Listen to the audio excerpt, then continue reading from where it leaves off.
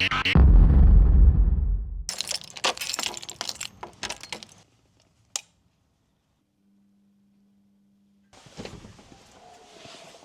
guys, welcome back to the channel. So today we have taken delivery of the Royal Enfield Himalayan 450. I want to say a big shout out to the Nomadic Knights for supplying this bike to the UK so we can bring some fantastic content to you. So sit back, relax and come along for the ride.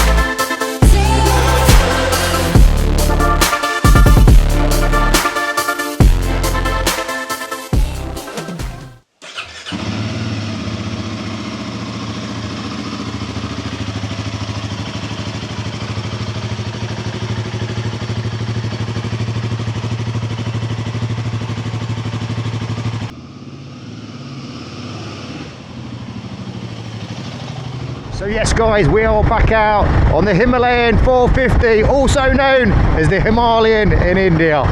So guys, it's absolutely fantastic to be back on this bike again. The last time I rode this was around India when we did the comparison between this, the Triumph, and also the KTM. And this bike performed the best out of the three.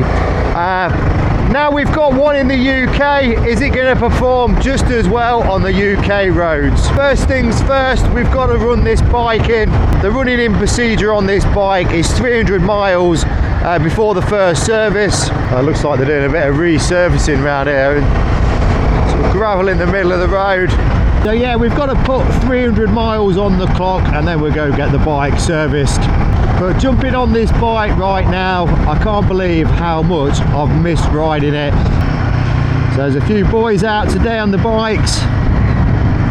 But today is quite cool and it's fairly windy. Not sure if it's going to rain or not. It's about 16 degrees. It's saying 17 degrees on the bike at the minute. And this is the middle of June. Can you believe it? We've just had no nice weather so far. A couple of different variations of this bike. They do like a black, which is the one I rode out in the south of India with the gold wheels. This one's called the Kaza brown colour, and I must admit I do like this colour. I said in India that the black one looks the nicest if you're prepared to keep it nice and clean and shiny. As far as the running in procedure goes, like I said, we've got to put 300 miles on the clock, so we've got a couple of 100 miles to go before we put it through its first service. I've got Amy, my pillion passenger, also with me today, and she's already said how comfortable that seat is. I did inquire about the running in procedure for the bike, and there's not a lot to it really. I think as long as you don't kind of thrash it until you've had that first service, then it's kind of good to go. Demo bikes probably get absolutely thrashed at the dealerships with multiple people riding them from scratch, and they don't seem to have any problems with them. But we're going to run this one nice and easy until we get that oil change. So I was actually quite surprised how quick this bike came. From actually putting the deposit down to receiving the bike was just 4 weeks. I know there's quite a strong demand for these bikes, and I do believe this will be one of the best selling bikes worldwide for 2024. But it'll be interesting to know for you guys around the world how long the wait is or what the estimated time is before you get your bikes. Let me know in the comments below. I love the roar of the Enfield when you open that throttle up. The one thing I can't get at the minute is any accessories in the country, in the UK. I've got a buddy flying out to India and hopefully he's going to bring me some bits back for this bike, like the crash bars, the hand guards. We want the belly pan, we want the panniers for it. but I must admit, jumping back on this bike today feels absolutely fantastic. If there's anything you want to know about this bike, we will try and bring to the channel. But like I said, today's video is just checking the bike out, putting some miles on the clock, and hoping it's not going to rain. Today is a particularly windy day, but with that little screen you do not get any wind protection. You can buy a touring screen, and I might be interested in purchasing one of them, but we'll see how we get on with this for now. It's really nice to get back into the saddle, and the one thing about it, with just being the 40 brake horsepower, 40 newton meters of torque, I've got the pillion passenger on the back, Amy, and it's just a nice power delivery. You know, the bike's not struggling with twos up, it's certainly comfortable, and it doesn't encourage me to ride fast like I perhaps would on my Multistrada. So at the minute I've got the best of both worlds. I've still got the Ducati Multistrada, and now we've taken delivery of the 450 Himalayan, then we're gonna have some fun on both of these bikes. So one thing I do want to do with this bike is hit them lanes, hit them back roads, go through them trails, take it through the mud. I'm also taking this bike to the ABR festival in a couple of weeks time, and we'll see how it performs around there amongst all those other adventure bikes. And if you've not already subscribed to this channel, then hit that subscribe button, because we are going to bring some fantastic content to this channel. I mean, the other thing I like about jumping on this bike, it feels so light when you're riding it. It's a little bit of a pain to get off the side stand, as we all know. It's a bit heavy when it's leant over so far, but once you're on it, you just, like, all that weight just disappears. Even just manoeuvring it around in the garage, it feels like a pretty light bike, to be fair. I know there's other bikes that are similar engine capacity with less weight, but this bike is well made. It feels sturdy, it feels premium. The power delivery is nice, the brakes are good, the suspension's good, and overall the ergonomics sitting down or standing up work brilliantly. You want a bike that you can go tackle all them lanes, get on the twisties. By no means, this isn't a slow bike. This is more than capable of doing 90 to 100 miles an hour, which is enough to lose your license. But these are the roads you want to be on. Into the twisties, this bike handles so well, even with a pillion passenger on. The ride is effortless. This bike's excellent on fuel with a 17-litre tank. Right, which way are we going? Left or right? Let's go left.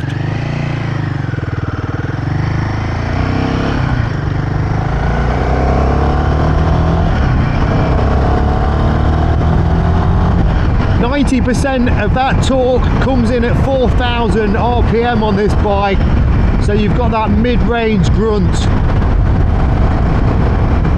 One of the downsides is if you take it up into the higher rev range, which I'm not going to do today, it definitely got a bit of vibration going through it, which could probably be quite annoying if you're sat on the motorway. And that's another test we will do on this bike. Once we've had that service done, we'll take it down the motorway and show you guys how good it is or how bad it is. Oh, horses. Let's slow down for them.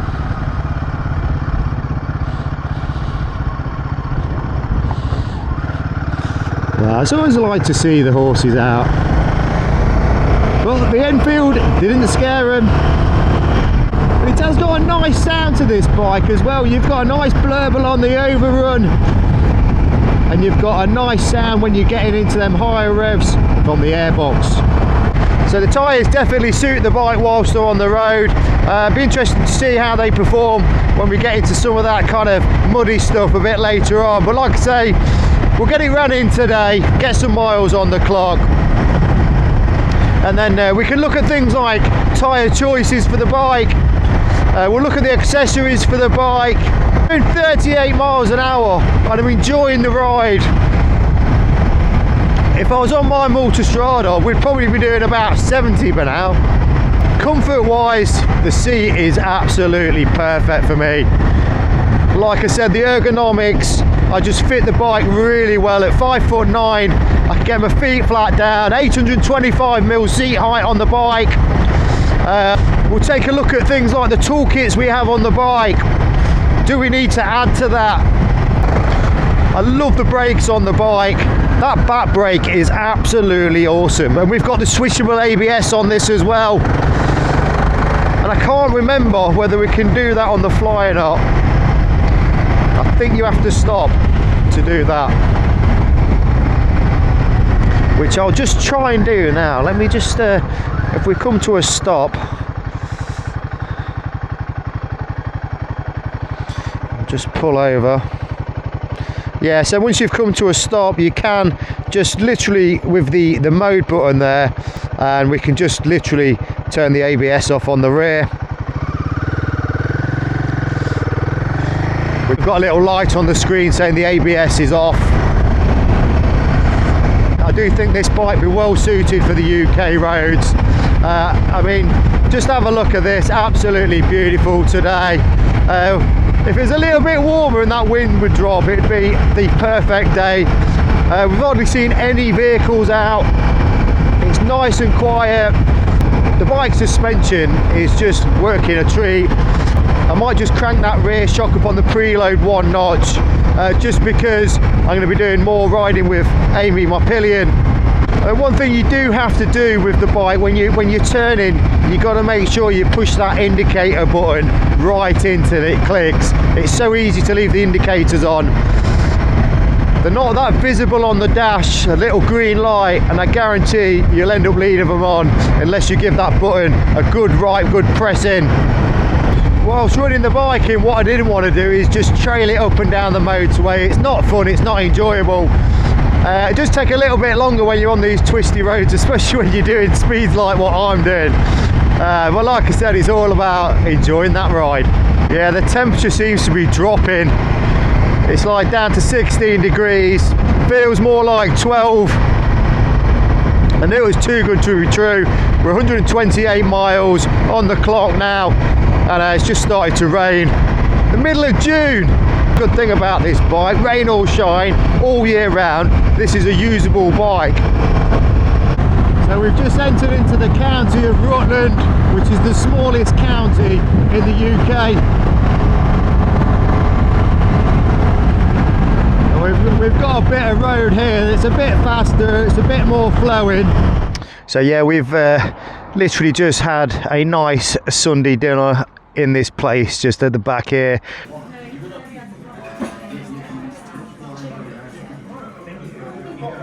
We're in Rutland in a minute. That pub's called the Weak Chief. A few bikers just turned up, so it's obviously a popular spot for them. Some nice twisty roads around here. We've clocked around about, what have we done, 151 miles.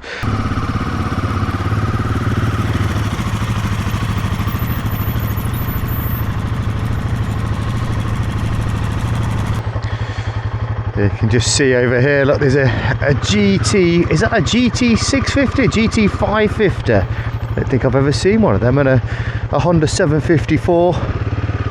Beautiful classic bikes. But like I say, we're going to press on, kind of head back home.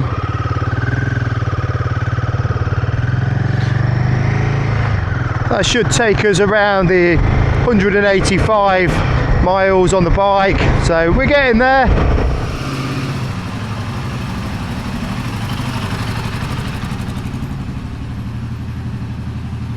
So we've just got back to the garage, and I've got to say we've done 184 miles on the bike up to now, so not too many more to do before we can go get that first service, which will take you along, and we'll see, we'll film a little bit of that. That'll be done at the Royal Enfield dealership where we bought the bike from in Derby, a place called Smalley Cross.